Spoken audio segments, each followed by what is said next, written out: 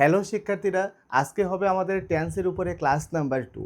ইতিমধ্যে আমরা 1 নম্বর ক্লাস করেছি, আর সেই 1 নম্বর ক্লাস থেকে আমরা শিখে নিয়েছি টেন্স বলতে আমরা কি বুঝি, ক্লাসিফিকেশন অফ টেন্স অর্থাৎ টেন্স কত প্রকার এবং প্রত্যেক প্রকারের নামগুলো আমরা শিখেছি এবং সেখান থেকে আমরা ইনডিফিনিট টেন্সের উপর বিস্তারিতভাবে আলোচনা করেছি, অর্থাৎ প্রেজেন্ট ইনডিফিনিট, পাস্ট ইনডিফিনিট এবং ফিউচার ইনডিফিনিট। কিভাবে আমরা প্রেজেন্ট ইনডিফিনিট সেন্টেন্স দেখে আমরা চিনব বা তার কী কী স্ট্রাকচার রয়েছে বা কোন সেন্টেন্সগুলোকে আমরা প্রেজেন্ট ইনডিফিনিটে রাখবো এবং সেই বাংলা বাক্যগুলোকে কিভাবে আমরা ইংরেজিতে ট্রান্সলেট করব, আমরা সম্পূর্ণ রূপে আমরা শিখে নিয়েছি আমাদের প্রথম ক্লাসে।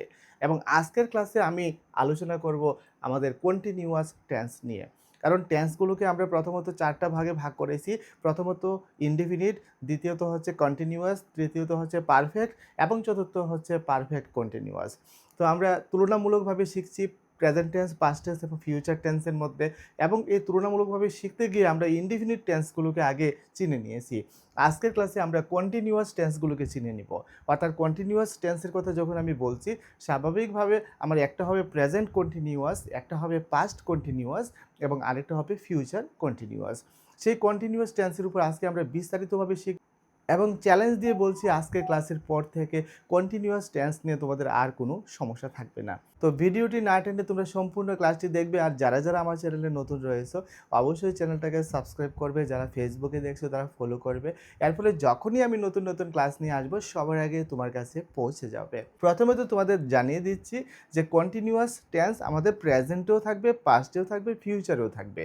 আমাদের প্রেজেন্টে যে কন্টিনিউয়াসটা থাকবে সেটার নাম হবে প্রেজেন্ট কন্টিনিউয়াস, আর পাস্টে যে কন্টিনিউয়াসটা সেটার নাম হবে পাস্ট কন্টিনিউয়াস, আর ফিউচারে যে কন্টিনিউয়াসটা থাকবে সেটা হবে ফিউচার কন্টিনিউয়াস। তো আমরা প্রথমত শিখে নিচ্ছি, চলো, যে প্রেজেন্ট কন্টিনিউয়াস বলতে আমরা কি বুঝি, অর্থাৎ কোনগুলো প্রেজেন্ট কন্টিনিউয়াস। প্রেজেন্ট মানে তো বর্তমান, আর কন্টিনিউয়াস মানে কি, যেটা চলমান। তার মানে এক কথায় হচ্ছে যে কাজগুলো বর্তমানে চলছে এগুলোই হচ্ছে প্রেজেন্ট কন্টিনিউয়াস। যেমন আমি যদি কথার কথা বলি যে আমি এখন পড়াশোনা করছি, আমি এখন ক্লাস করছি, তার মানে আমার ক্লাসটা এখন চলছে, আমার পড়াশোনাটা এখন চলছে। আমি এখন ভাত খাচ্ছি, তার মানে আমার ভাত খাওয়াটা চলছে। আমি এখন খেলছি, তার মানে আমার খেলাটা চলছে। তো এগুলোই হচ্ছে আমাদের সাধারণত প্রেজেন্ট কন্টিনিউয়াস। এরপরে আমরা যদি বলি যে পাস্ট কন্টিনিউয়াস বলতে আমরা কি বুঝি, যেহেতু পাস্টের কথা বলা হয়েছে সুতরাং এগুলো অতীতকালের কথা বলা হয়েছে। অর্থাৎ কন্টিনিউয়াস মানে হচ্ছে চলা। প্রেজেন্ট কন্টিনিউয়াস যেমন বর্তমানে চলছে, পাস্ট কন্টিনিউয়াসটা কী হবে, অতীতে চলছিল এবং একটা নির্দিষ্ট সময়ের জন্য চলছিল।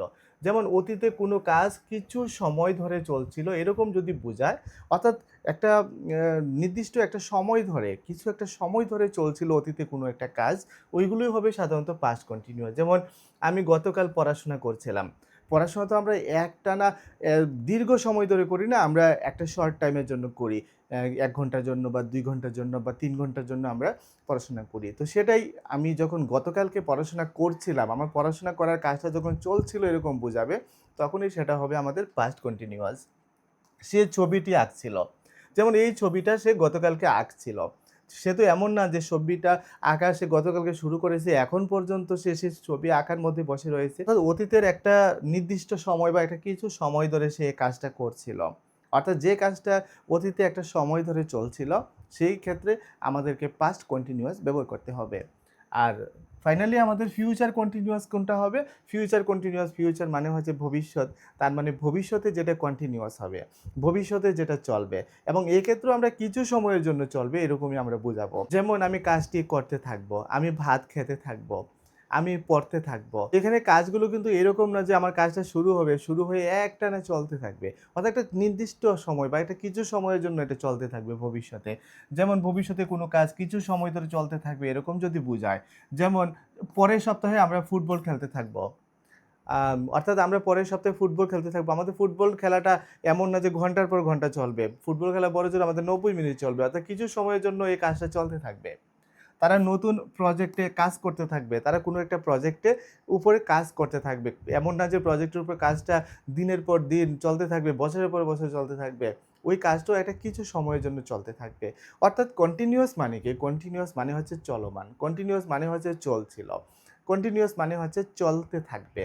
অর্থাৎ যেটা শুরু হয়ে কিছু একটা সময় ধরে এই কাজের ব্যাপ্তিটা থাকবে, সেগুলোই হচ্ছে কন্টিনিউয়াস। আশা করি কন্টিনিউয়াসের ব্যাপারগুলো তোমরা বুঝতে পেরেছ। এবার আমরা প্রেজেন্ট কন্টিনিউয়াস, তারপর পাস্ট কন্টিনিউয়াস, তারপর ফিউচার কন্টিনিউয়াস, এগুলো আমরা বিস্তারিতভাবে আমরা ডিটেলস আলোচনা করব এবং তোমাদেরকে বুঝিয়ে দেওয়ার চেষ্টা করব। যেমন প্রথমত আমাদের যে প্রেজেন্ট কন্টিনিউয়াস, সেই প্রেজেন্ট কন্টিনিউয়াসটা নিয়ে আমি আলোচনা করছি যে কিভাবে আমি একটা সেন্টেন্স দেখেই বুঝতে পারবো এটা প্রেজেন্ট কন্টিনিউয়াস, অথবা বাংলায় যে প্রেজেন্ট কন্টিনিউয়াসগুলো রয়েছে এইগুলোকে কিভাবে আমরা ইংরেজিতে ট্রান্সলেশন করব, এগুলোই আমরা এই আলোচনায় শিখব। প্রথমত তোমাদের মনে রাখতে হবে যে স্ট্রাকচারটা, যেমন প্রথমত আমাদেরকে সাবজেক্ট লিখতে হবে। যখন আমরা প্রেজেন্ট কন্টিনিউয়াসে কোনো একটা সেন্টেন্স তৈরি করব, আমাদেরকে সাবজেক্টটা লিখতে হবে। যেমন আমি একটা বাংলা এক্সাম্পল লিখে নিচ্ছি কোনগুলো প্রেজেন্ট কন্টিনিউয়াস। যেমন আমি ভাত খাচ্ছি, এটা হচ্ছে আমাদের প্রেজেন্ট কন্টিনিউয়াস। আমি ভাত খাচ্ছি, তার মানে ভাত খাওয়া শুরু করেছি, আমার ভাত খাওয়াটা চলছে। এটা তো আর ঘন্টার পর ঘন্টা চলবে না, এটা একটা কিছু সময়ের জন্য চলবে। এটা হচ্ছে আমাদের প্রেজেন্ট কন্টিনিউয়াস। তাহলে স্ট্রাকচারটা কি? স্ট্রাকচারে বলা হয়েছে যে প্রথমত আমাদেরকে ব্যবহার করতে হবে সাবজেক্ট। তাহলে আমি ভাত খাচ্ছি, এখানে সাবজেক্ট কোনটা? সাবজেক্ট হচ্ছে যার সম্পর্কে কিছু বলা হয়, তাহলে সাবজেক্টটা হচ্ছে আই। এবার ২ নম্বরে বলা হয়েছে যে টু বি ভার্ব বসবে, কিন্তু টু বি ভার্বের প্রেজেন্ট ফর্ম বসবে।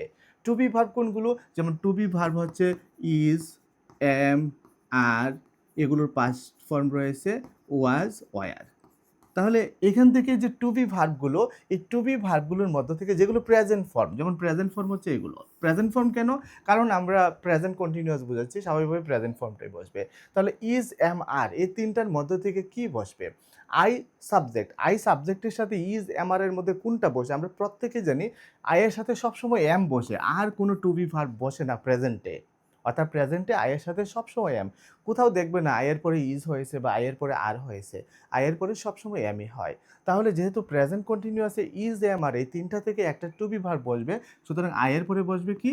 I am. এবার ৩ নম্বরে বলেছে কি যে ভার্ব এবং এটার সাথে আইএনজি যোগ হবে। ভার্বের সাথে কি যোগ হবে? আইএনজি যোগ হবে। তাহলে আমি ভাত খাচ্ছি, এখানে ভার্ব কোনটা? ভার্ব হচ্ছে খাওয়া। খাওয়া মানে কি? ইট। তাহলে ইটের সাথে যদি আইএনজি যুক্ত করি তাহলে ইএটিআইএনজি, ইটিং। এরপরে কি হবে?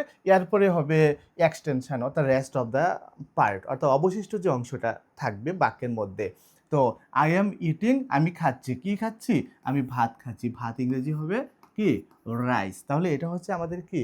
Present continuous. আমরা সিমিলার আরও এক্সাম্পল লিখতে পারি, যেমন সে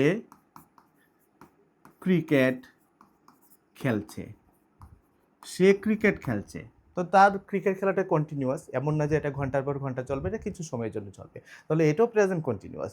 তাহলে এই প্রেজেন্ট কন্টিনিউয়াসটাকে যদি আমরা করি তাহলে প্রথমত সাবজেক্ট লিখতে হবে। সাবজেক্টটা কি? সাবজেক্টটা হচ্ছে শি। আজকাল মেয়েরাও তো ক্রিকেট খেলে, তো শি। এরপরে কি হবে? আমার to be verb. To be ভার্বের মধ্যে কি হবে?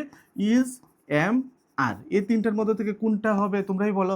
কারণ আমরা জানি যে থার্ড পারসন সিঙ্গুলার নাম্বার যেগুলো থাকে, হি, সি, রাম, শাম, ইট, এই থার্ড পারসন সিঙ্গুলার নাম্বারগুলোর সাথে সবসময় কি হয়? ইজ টু বি ভার্বটা আমাকে ব্যবহার করতে হয়। তাহলে হবে কি? She is. এবার মেইন ভার্বের সাথে আমাদের আইএনজি লাগাতে হবে। ভার্ব কোনটা এখানে? ভার্ব হচ্ছে খেলছে। খেলছে মানে প্লে। তাহলে প্লে তিনটা form, P L A Y, play, আরেকটা হচ্ছে P L A Y E D, এরপরে হচ্ছে P L A Y E D. অর্থাৎ ভার্বের যে V1 form, V2 form, V3 form, এগুলো আমরা প্রথম ক্লাসে শিখে নিয়েছিলাম। তাহলে এখানে যে তিনটা ফর্ম, তিনটা ফর্মের মধ্যে আমার V1 ফর্মটা হচ্ছে প্লে, অর্থাৎ প্লেটা হচ্ছে আমাদের মেইন ভার্ব, এবং এই V1 ফর্মের সাথে সবসময় আইএনজি হয়। কোথাও কিন্তু প্লেডের সাথে আইএনজি দেখবে না। অর্থাৎ আমরা সব সময় ভার্বের যে V1 ফর্মটা বা প্রেজেন্ট ফর্মটা, এটার সাথেই কিন্তু সবসময় আইএনজি যুক্ত করি, অন্য কোনো ফর্মের সাথে আইএনজি যুক্ত করি না। তাহলে শি ইজ প্লে, প্লের সাথে আইএনজি যুক্ত করলে কি হবে? P L A Y I N G, playing. এরপরে রেস্ট অফ দ্য পার্ট হবে। আবার কি খেলছে? সে খেলছে ক্রিকেট।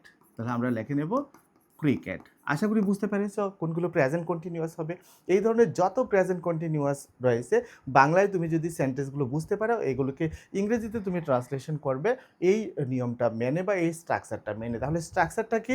স্ট্রাকচারটা হচ্ছে প্রথমত ১ নম্বরে আমাকে লিখতে হবে সাবজেক্ট, ২ নম্বরে লিখতে হবে টু বি ভার্ব, ৩ নম্বরে ভার্বের সাথে আইএনজি, এরপরে আমরা রেস্ট অফ দ্য পার্ট, অবশিষ্ট অংশটা আমরা লিখে নেব। এইভাবে আমাদের প্রেজেন্ট কন্টিনিউয়াস যে সেন্টেন্সগুলো, ওই সেন্টেন্সগুলোকে আমরা ইংরেজিতে ট্রান্সলেশন করব, বা কোনো একটা সেন্টেন্স যদি দেখি আমি বুঝে নেব এটা প্রেজেন্ট কন্টিনিউয়াস হয়েছে কীরকম দেখে।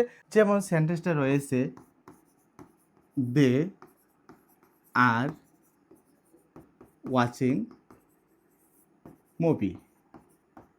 দে আর ওয়াচিং মুভি, তারা সিনেমা দেখছে। তো এখানের মধ্যে দেখো সাবজেক্টটা হচ্ছে দে, তারপরে এখানে টু বি ভার্ব বসেছে আর, তারপরে ওয়াচের সাথে আইএনজি যোগ করতে হয়ে ওয়াচিং হয়েছে, তারপরে রেস্ট অফ দ্য পার্ট রয়েছে। সুতরাং এটা প্রেজেন্ট কন্টিনিউয়াসের স্ট্রাকচারটাকে ফলো করছে। তাহলে আমি যদি এই স্ট্রাকচারটা জানি তাহলে বুঝে নিতে পারবো এটা প্রেজেন্ট কন্টিনিউয়াস। এবার আমার যদি শূন্যস্থানে থাকতো, যেমন Ram dash playing, Ram playing, এই শূন্যস্থানে আমি কি বসাবো? যেহেতু প্লের সাথে আইএনজি রয়েছে, অর্থাৎ মেইন ভার্বের সাথে আইএনজি রয়েছে, আমরা জানি একমাত্র কন্টিনিউয়াসের মধ্যে মেইন ভার্বের সাথে আইএনজি থাকে। তাহলে আইএনজি যদি থাকে মেইন ভার্বের সাথে, তার আগে আমাদেরকে টু বি ভার্ব বসাতে হবে। আর এখানে টু বি ভার্ব আমি কি বসাবো? আমি যদি প্রেজেন্ট কন্টিনিউয়াসের কথা বলি, রামের সাথে টু বি ভার্ব হবে ইজ, তাহলে রাম ইজ প্লেয়িং। আশা করি প্রেজেন্ট কন্টিনিউয়াস নিয়ে তোমাদের আর কোনো ডাউট নেই, বা ডাউট থাকার কথাও না। এবার সবশেষে তোমাদেরকে আরেকটা বিষয় দেখিয়ে দিচ্ছি যে প্রেজেন্ট কন্টিনিউয়াসে সাধারণত কিছু কিওয়ার্ড থাকে, যে ওয়ার্ডগুলো দেখেও আমি বুঝতে পারি যে এটা প্রেজেন্ট কন্টিনিউয়াস। যেমন কিওয়ার্ডগুলো কোনগুলো? যেমন সেন্টেন্সের মধ্যে এই নাও কথাটা তুমি দেখতে পারবে, সেন্টেন্সের মধ্যে রাইট নাও কথাটা দেখতে পারবে, অ্যাট প্রেজেন্ট, তারপর currently, today, tonight, look, listen, এই ধরনের কিওয়ার্ডগুলো সেন্টেন্সে থাকতে পারে। অর্থাৎ এই ধরনের কোনো একটা ওয়ার্ড যদি সেন্টেন্সের মধ্যে থাকে, আমরা ধরে নিতে পারি যে এটা প্রেজেন্ট কন্টিনিউয়াসে থাকতে পারে, থাকার সম্ভাবনা বেশি। তো এই ওয়ার্ডগুলো দেখেও তুমি চিনে নিতে পারবে যে এই সেন্টেন্সটা প্রেজেন্ট কন্টিনিউয়াসে রয়েছে। তাহলে চলো এবার আমরা এই প্রেজেন্ট কন্টিনিউয়াসের উপর দুটো এক্সারসাইজ করে নিই। যেমন আমাদের পরীক্ষাতে যদি এরকম একটা এমসিকিউ আসে, যেমন এমসিকিউটা কি এখানে তোমরা দেখতে পাচ্ছ, ১ নম্বরে he dash to the gym right now. একটু আগে একটা কিওয়ার্ড আমরা দেখেছিলাম রাইট নাও। রাইট নাও মানে হচ্ছে এই মাত্র, তার মানে এটা প্রেজেন্ট কন্টিনিউয়াসে থাকবে। আর প্রেজেন্ট কন্টিনিউয়াসে সাবজেক্টের পরে আমাদেরকে টু বি ভার্ব বসাতে হয়। টু বি ভার্ব কি? ইজ এম আর। তাহলে এখানে কি হবে? ইজ এম আর এর মধ্যে হি এর সাথে ইজ হবে, তাহলে হি ইজ। এরপরে কি করতে হবে? একটা ভার্ব বসাতে হবে। যেমন এখানে অপশনে কি কি রয়েছে? যেমন গোস রয়েছে, ইজ গোয়িং রয়েছে, শুধু গোয়িং রয়েছে, শুধু গো রয়েছে। তাহলে আমরা তো এখানে হি এর পরে শুধুমাত্র গোয়িং লিখলে হবে না, কারণ হি এর পরে একটা টু বি ভার্ব লিখতে হবে। হি এর পরে এখানে গো লিখলে হবে না, কারণ হি এর পরে একটা টু বি ভার্ব বসাতে হবে। হি এর পরে গোস লিখলেও হবে না। কেন হবে না? কারণ এটা কন্টিনিউয়াসের মধ্যে রয়েছে। কন্টিনিউয়াসে হি এর পরে প্রথমত সাবজেক্ট ইজ থাকবে, তারপর মেইন ভার্বের সাথে আইএনজি থাকবে। তাহলে কারেক্ট আনসারটা কি হবে? কারেক্ট আনসারটা হবে সি। তারপর আরেকটা দেখো যে they dash dinner at the moment. যেমন এই অ্যাট দ্য মোমেন্ট কথাটা দেখেও আমাকে বুঝতে হবে এটা প্রেজেন্ট কন্টিনিউয়াসে রয়েছে। তাহলে দে সাবজেক্ট রয়েছে, সাবজেক্টের পরে একটা টু বি ভার্ব বসবে। তাহলে আমরা অপশানগুলোর মধ্যে থেকে ওইটাই খুঁজবো যেখানে to be verb is am are এর মধ্যে কোন টু বি ভার্বটা থাকবে? Is am are. এই তিনটার মধ্য থেকে এমও থাকবে না, ইজও থাকবে না, আমার থাকবে আর, যেহেতু দে রয়েছে, কারণ দে এর সাথে একমাত্র আর টু বি ভার্বটাই হবে। তাহলে দে এর সাথে আর রয়েছে কোন অপশনের মধ্যে? সি অপশনের মধ্যে। তাহলে দে আর, তারপর মেইন ভার্বের সাথে দেখো আইএনজি রয়েছে, তাহলে they are eating dinner at the moment. তাহলে এটা হবে আমাদের কারেক্ট আনসার। আশা করি বুঝতে পারছো। তাহলে সহজ হয়ে গেছে কিন্তু আমাদের প্রেজেন্ট কন্টিনিউয়াস।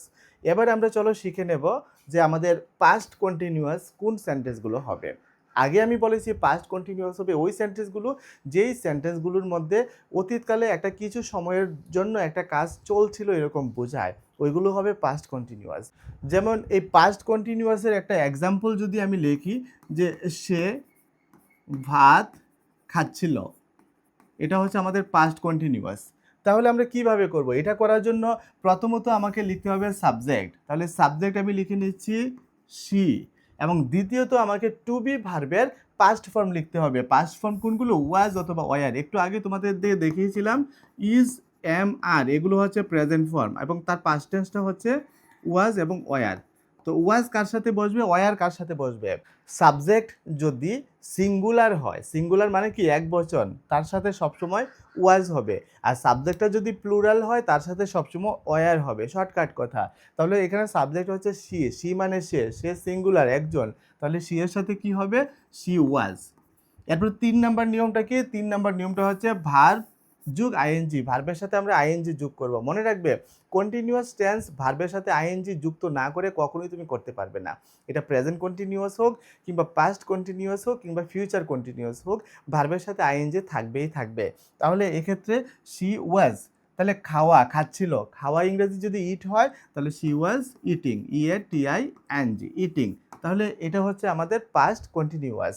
এরকমভাবে আরও এক্সাম্পল যদি আমি দেই, যেমন আমি যদি এখানে তোমাদের একটা এক্সাম্পল দেই যে they were playing, they were playing cricket. এটা দেখে তোমাদের বুঝতে হবে যে এটা পাস্ট কন্টিনিউয়াসে আছে। কেন? কারণ এক্ষেত্রে দেখো আমি সাবজেক্ট লিখেছি, সাবজেক্টটা কি লিখেছি? আমি সাবজেক্ট লিখেছি দে, দে এর সাথে আমি ওয়ার ব্যবহার করেছি, কারণ আমার টু বি ভার্ব হবে এক্ষেত্রে ওয়াজ অথবা ওয়ার, আর ওয়ারটা হবে প্লুরাল সাবজেক্টের সাথে। তো দেটা কিন্তু কি? দেটা হচ্ছে প্লুরাল সাবজেক্ট, সুতরাং দের সাথে কি হয়েছে এখানে? ওয়ার হয়েছে। এরপর মেইন ভার্বের সাথে আইএনজি হয়েছে, অর্থাৎ V1 ফর্মের সাথে প্লে এর সাথে আইএনজি যুক্ত করে প্লেয়িং হয়েছে। তারপর রেস্ট অফ দ্য পার্ট, অর্থাৎ আমি ক্রিকেট লিখে নিয়েছি। তাহলে এটা হচ্ছে আমাদের কি? Past continuous.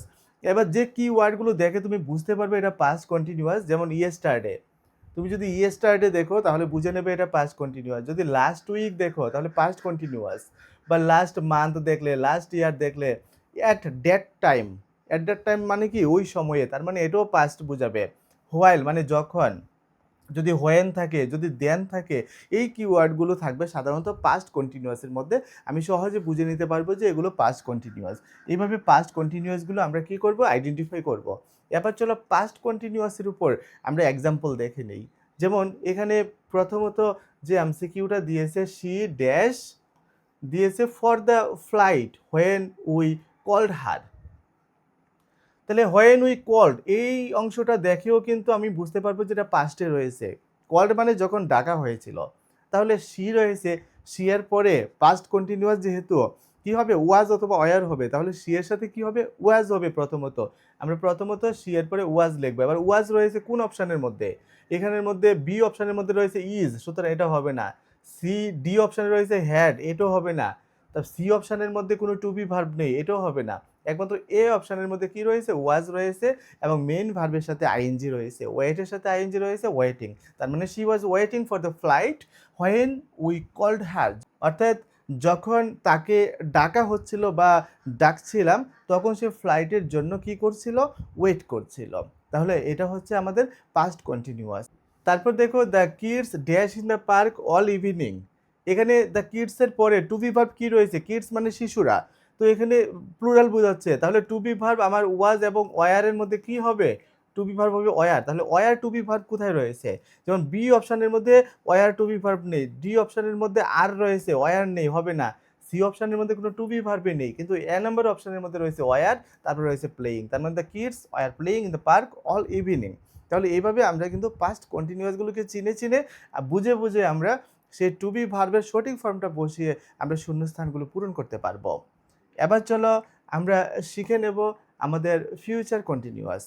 প্রথমে আমি বলেছি, শুরুতেই বলেছি ফিউচার কন্টিনিউয়াস কোনগুলো হবে? ফিউচার কন্টিনিউয়াস হবে ওইগুলো যেগুলো ভবিষ্যতে একটা কিছু সময়ের জন্য চলতে থাকবে, ভবিষ্যতে একটা নির্দিষ্ট সময়ের জন্য যেগুলো চলতে থাকবে, ওইগুলো সবগুলো হবে আমাদের কি? Future continuous. তো কি কি ওয়ার্ড দেখে আমরা চিনতে পারবো এটা ফিউচার কন্টিনিউয়াস, এবং ফিউচার কন্টিনিউয়াসের স্ট্রাকচারটা কি হবে? যেমন ফিউচার কন্টিনিউয়াসের মধ্যে যে ধরনের কি ওয়ার্ডগুলো থাকতে পারে, যেমন এখানে থাকতে পারে টুমোরো। ফিউচার কন্টিনিউয়াসে থাকতে পারে অ্যাট দিস টাইম। ফিউচার কন্টিনিউয়াসে থাকতে পারে নেক্সট উইক, নেক্সট মান্থ, তারপর this time, next year, soon, later, when, while, এই ওয়ার্ডগুলো থাকতে পারে। তো এই ওয়ার্ডগুলো দেখেও আমি বুঝে নেব বা আমি চিনে নেব এটা ফিউচার কন্টিনিউয়াস হতে পারে। তো ফিউচার কন্টিনিউয়াসের সেন্টেন্স কীরকম হবে? যেমন আমি আগামীকাল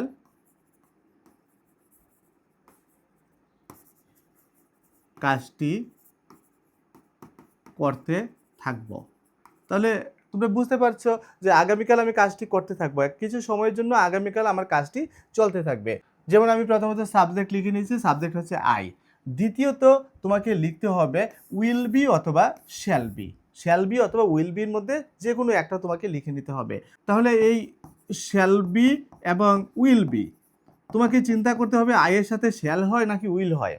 আয়ের সাথে স্বাভাবিকভাবে আমরা সবসময় শ্যালই লিখি, আর অবশ্যই যেটা হবে নিশ্চিতভাবে যেটা হবে সেক্ষেত্রে আমরা শ্যালের পরিবর্তে উইল, উইলের পরিবর্তে আমরা শ্যাল ব্যবহার করে থাকি।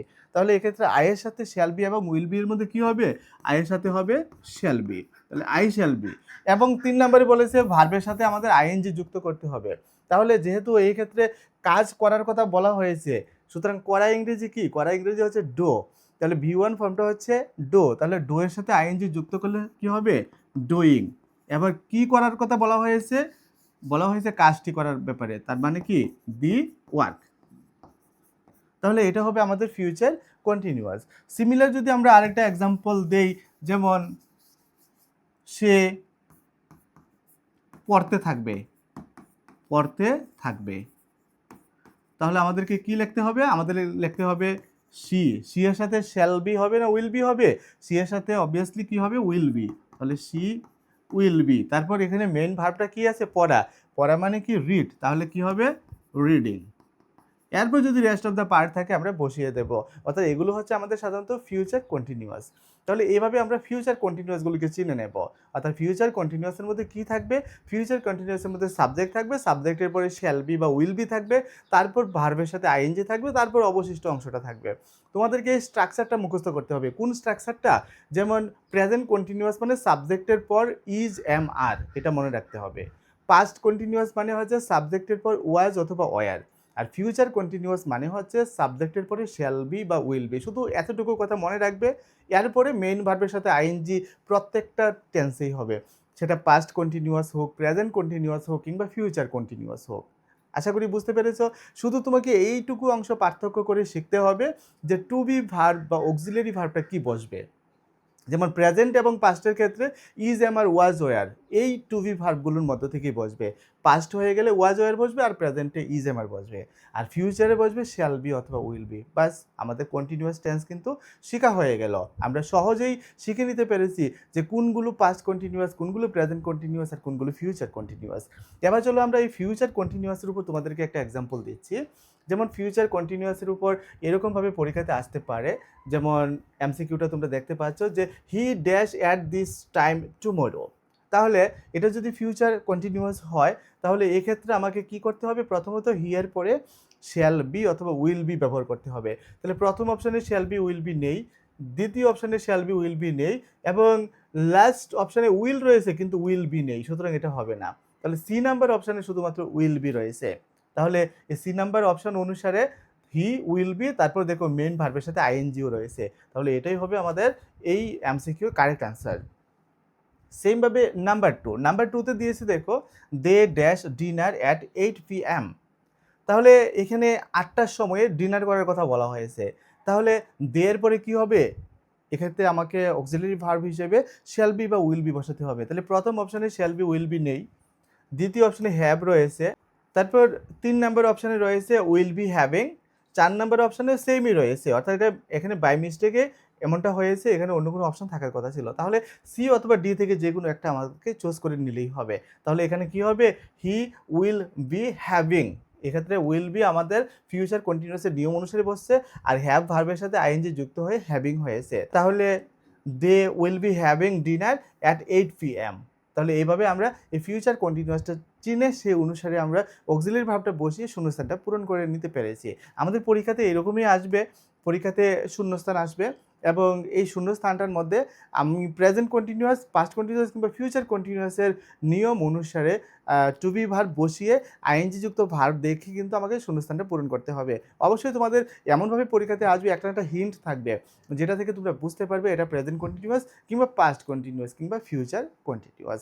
আশা করি আমার এই ক্লাস থেকে তোমরা কন্টিনিউয়াস টেন্স সম্পর্কে সম্পূর্ণভাবে ধারণা নিতে পেরেছো, এবং কোনগুলো কন্টিনিউয়াস তোমরা বুঝে নিতে পেরেছো।